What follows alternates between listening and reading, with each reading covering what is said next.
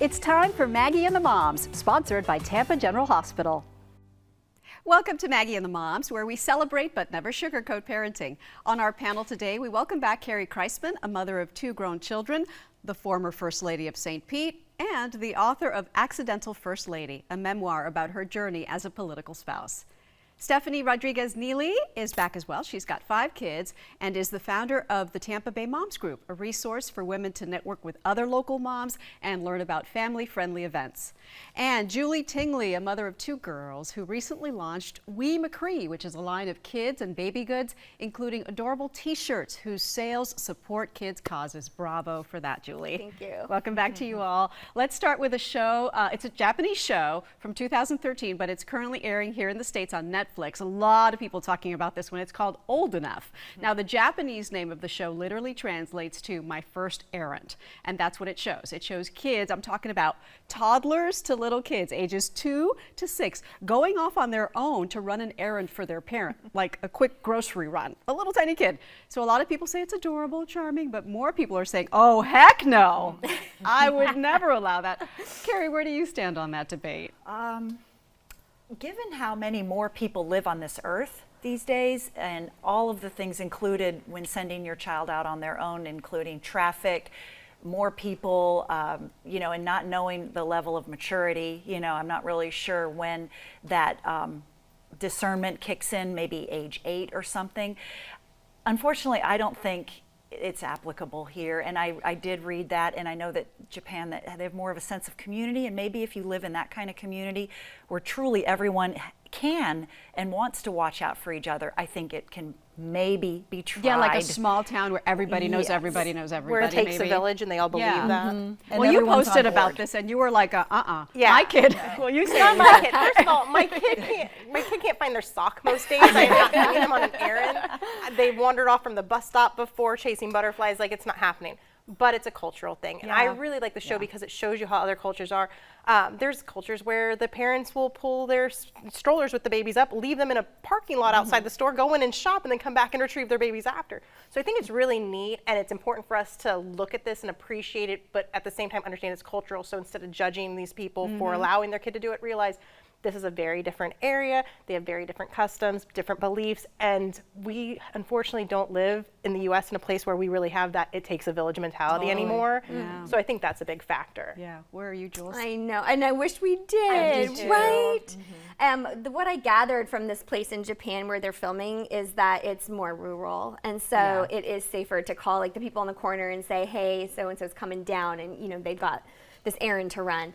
But it's so cute. It really is so cute to see them toddle around, because I did watch some of the show. My 3-year-old eats rocks. And yes, I know. You're like, I'm failing. Yeah, I'm like failing. I know. It's definitely, the takeaway for me was it's absolutely cultural. I have a friend who's as strict as I am. I mean, we are both the opposite of free-range moms, but she moved to Germany for her husband's job when her girls were 8 and 10. And before long, those girls were alone, getting on the subway alone, walking to school alone, walking to meet a friend at a coffee shop alone at 8 and 10. My friend, who was the least likely person to allow this, said, it's just what we do here. Yep. It's normal, and I have zero concerns. And I'm like, man, I might need to move to Japan or Germany, because I have so many concerns when my son just goes out to ride his bike alone. Exactly. Yeah. So, all right, well, let's go to topic number 2. This is very interesting to me as the mother of a teenage girl. Stephanie, you can relate to this. So if you're a mom of a teenager and you're like, why does this child never listen to me? There is now a scientific explanation. There was a study that was just published in the Journal of Neuroscience that shows that your children's brain, beginning at the age of 13, they start to tune out your voice.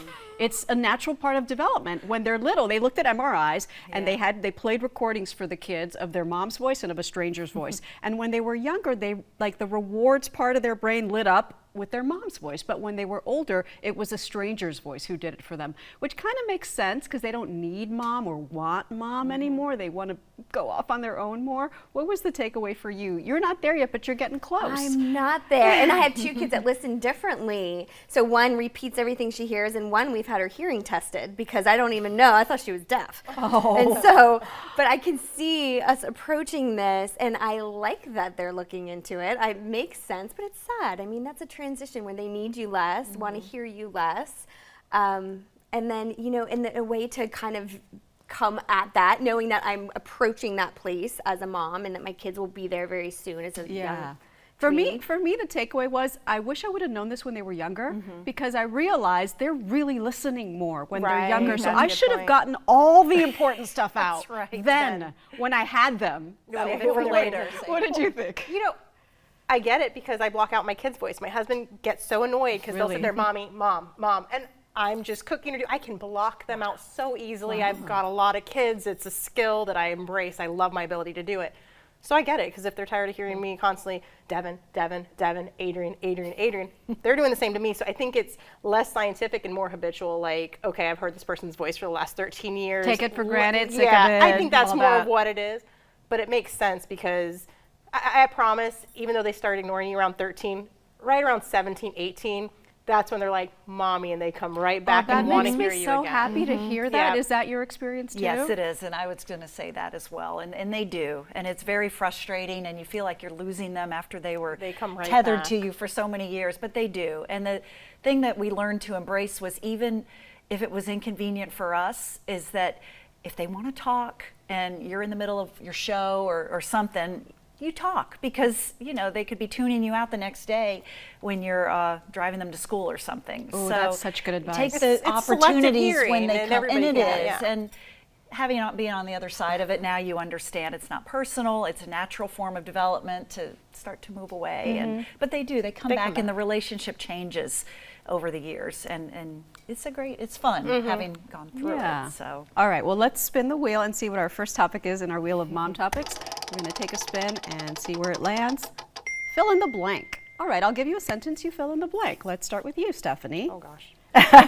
Today's sentence. I forgot it. I'm so happy I write these things down. Okay, I think it's blank to spy on my kids. Reasonable.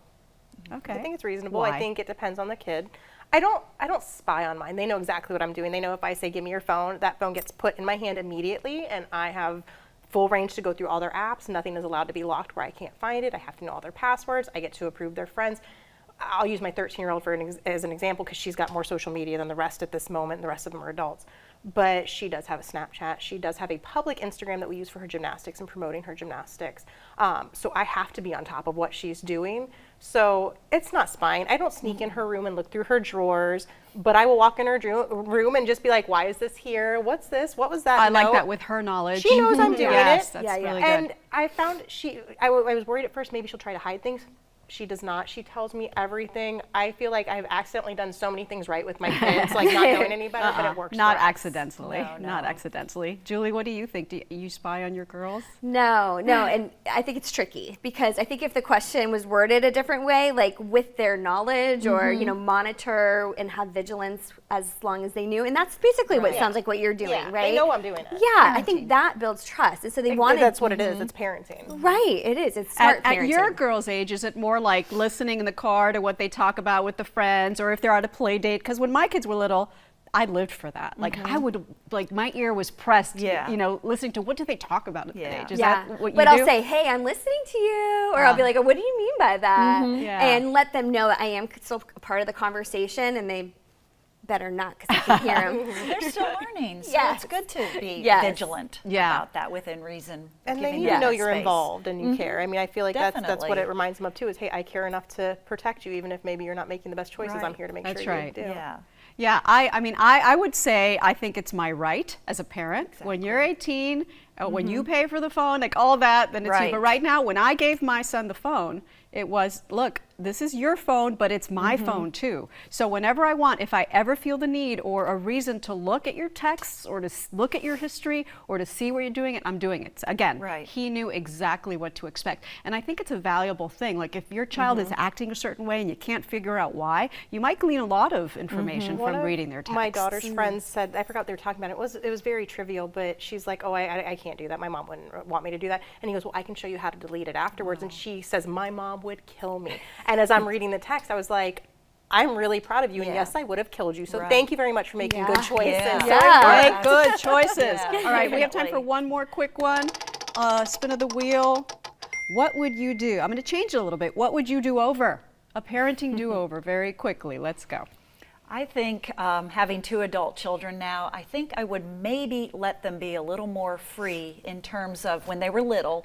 Yes, you can ride your bike down the block, around the block without me watching you. Just giving them a little more free rein within reason. I can't say that we definitely fit the helicopter mom, but we were overprotective. I mean, the world, it's always changing, but it was changing, and you know, it was this, everything was so scheduled. It wasn't as spontaneous as I would have liked it to have been in terms of, sure, just go out and play or run next door or something like that. So they're fine. They're very well adjusted. They have friends and they don't regret us.